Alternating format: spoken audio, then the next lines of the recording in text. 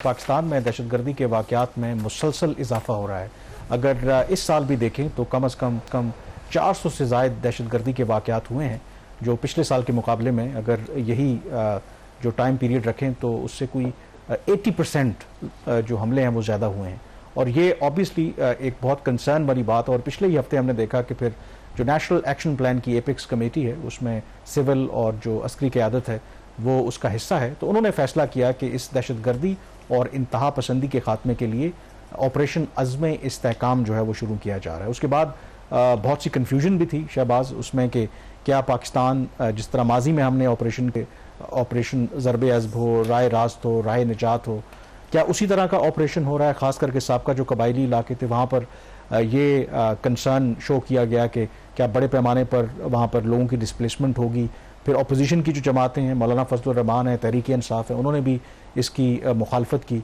तो फिर prime minister की तरफ से ये वजाहत जारी की गई विदिन 24 आवर्स कि ये जो अज़्म इस्तेहकाम ऑपरेशन है ये कोई नया फौजी ऑपरेशन नहीं है, इसमें बड़े पैमाने पर डिस्प्लेसमेंट नहीं होगी, बल्कि ये जो on going operation intelligence based operations हैं उनको एक्सपेडाइट और इंटेंसिफाई करने की बात हो रही है। लेकिन बात यहाँ तक नहीं रुकी, फिर उसके बाद आपको पता है कि वज़ीर दिफा का भी एक स्टेटमेंट आया है, बट इट शोज़ के जो सबसे इम्पोर्टेंट बात है कि जो दहशतगर्दी के खिलाफ इज़ फार फ्रॉम ओवर। देखिए कामरान, ये अगेन वंस आप इसको कह सकते हैं कि एक पोलिटिकली मिस हैंडल्ड इशू है। अगर जब ये प्राइम मिनिस्टर ऑफिस से ये एक एलामिया जारी हुआ तो पहला एलामिया के उसको जारी करने के डिफेंस मिनिस्टर या इंटीरियर मिनिस्टर या इंफॉर्मेशन मिनिस्टर प्रेस कॉन्फ्रेंस करते, मीडिया को बुलाते हैं और ये सारे सवालात जो बाद में खड़े हुए हैं ये वहीं पे एड्रेस हो जाते।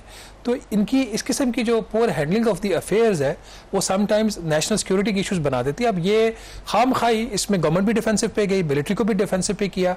अगर कोई नया ऑपरेशन लॉन्च नहीं हो रहा तो उसका इस तरह का ऐलान करने की क्या जरूरत थी। आपको याद होगा इसी किस्म की एक स्टेटमेंट जो है ये केयर टेकर गवर्नमेंट के टाइम के ऊपर भी आई थी कि वो इस तरह का ऑपरेशन करना चाह रहे हैं। ऑपरेशन तो ऑलरेडी चल रहा है, इंटेलिजेंस बेस्ड जो ऑपरेशन है जिसका ISP और उसके जो रिजल्ट्स हैं उसके वक्तन फ़ौक्तन वो आपको वहाँ से स्टेटमेंट्स भी आती रहती हैं। Probably this is high time कि एक इवन के जो गवर्नमेंट है इसमें कोई थोड़ी सी सीनियर किस्म के जो लोग हैं वो मामला को देखें, अदरवाइज उसके अंदर हर लिहाज से ये चीज़ खराब कर रही है। आई थिंक उसमें जो इम्पोर्टेंट, क्योंकि मैं भी ये चीज़ करने की कोशिश करता रहा जानने की कि असल में ये जो ऑपरेशन है किस नौयत का होगा। उसमें जो एक जो फैक्टर था, क्योंकि माजी में ऑपरेशंस हुए, आपको पता है कि जो साबका कबायली इलाके थे वो नो गो एरियाज थे, वहाँ पर जो दहशतगर्द तंजीमें हैं उनका कंट्रोल था, तो वो कंट्रोल दोबारा हासिल करने के लिए पाकिस्तान को एक ऑपरेशन लॉन्च करना था। आज जो तमाम साबका कबायली इलाके हैं वहाँ पर आज भी जो सिक्योरिटी फोर्सेज हैं उनकी मौजूदगी है, और ख़ुद जो हुकूमत पाकिस्तान है वो ये कह रही है कि इस वक्त किसी भी पाकिस्तान के इलाके में उस तरीके से दहशतगर्दों का किसी एक इलाके के ऊपर कब्जा नहीं है। तो सवाल अगला फिर ये आता है कि क्या फिर इस ऑपरेशन की क्यों ज़रूरत पड़ी। तो जो असल उस पर मैंने भी एक खबर की थी कि जो असल जो इसका हदफ है वो अक्रॉस द बॉर्डर जो पाकिस्तान समझता है, कलदम तहरीक तालिबान पाकिस्तान के दहशतगर्दी के ठिकाने अफगानिस्तान के अंदर, ये जो अज़्म इस्तेहकाम है इसका असल टारगेट वो होगा। और शायद स्ट्रेटेजिक और डिफरेंट रीजंस की वजह से वो क्लियरली उसको कहा नहीं गया। लेकिन उसके बाद हमने देखा कि जो ख्वाजा आसिफ हैं उन्होंने एक इंटरनेशनल मीडिया आउटलेट को इंटरव्यू दिया और इस पॉसिबिलिटी को रद्द नहीं किया कि पाकिस्तान अक्रॉस द बॉर्डर इस तरह की कार्रवाइयाँ कर सकता है। उस पर भी अपोजिशन को एतराज़ था।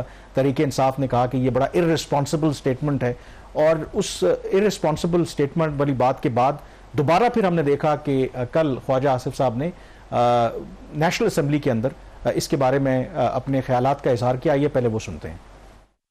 अफगानिस्तान से हमारी सरजमीन पे दहशतगर्दी एक्सपोर्ट हो रही है, और हमारे एक बरादर मुल्क और हमसाये की सरजमीन जो है पाकिस्तान में खून रेजी के लिए, दहशतगर्दी के लिए और तबाही के लिए इस्तेमाल हो रही है।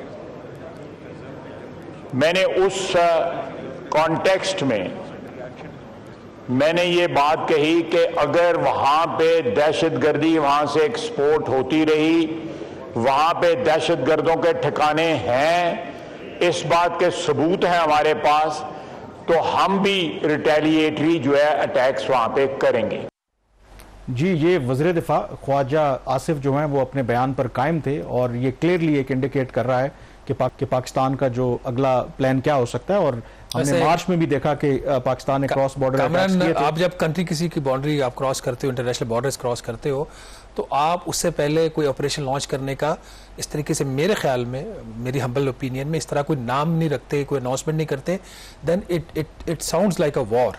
तो ये जो I look at it differently. देखें, इस पर पीटीआई को भी एतराज़ था और मौलाना फजलुर रहमान को भी कि ये कोई तरीका नहीं है कि आप, एक सॉवरन मुल्क है, उससे ताल्लुकात मजीद खराब होंगे। नहीं, वो एक्शन लेना चाहिए, और माजी में भी लेकिन लिए। उसमें मैं आपको जो बात बता रहा हूँ कि सम टाइम जो इस तरह के बयानात दिए जाते हैं, ये एक अगले जो मुल्क है उसको मैसेजिंग भी की जाती है। तो जो मेरा मानना है, जो मुझे पता है कि ये एक मैसेजिंग की जा रही, क्योंकि उससे पहले पाकिस्तान जो है वो डिप्लोमेटिकली कोशिश पहले भी करता रहा है। वो एक वाज़े पैगाम पाकिस्तान उनको देना चाह रहा है ताकि अगली साइड को ये एहसास हो कि अगर पाकिस्तान में अगर इसी तरह के दहशतगर्दी के वाकयात बढ़ते रहेंगे तो फिर पाकिस्तान खामोश तो नहीं बैठेगा। तो उनको पाकिस्तान एक मैसेज दे रहा है। तो ये मुझे लगता है कि कैलकुलेटेड स्टेटमेंट दी गई है। इसका ये मतलब नहीं है कि शायद हो सकता है कि कल ही हम ये कार्रवाई करेंगे। ठीक है, वो जो ख्वाजा आसिफ की वजीर दिफा की स्टेटमेंट है, वो उसकी समझ आ रही है, बट उस स्टेटमेंट को इसलिए दिया जा रहा है कि एक जो हुकूमत से गलती हुई है, एक ऑपरेशन लॉन्च करने का उन्होंने ऐलान कर दिया, उसको जस्टिफिकेशन लग रही है। अगर हुकूमत पाकिस्तान ने, सिक्योरिटी फोर्सेज ने एक्शन लेना भी अगेंस्ट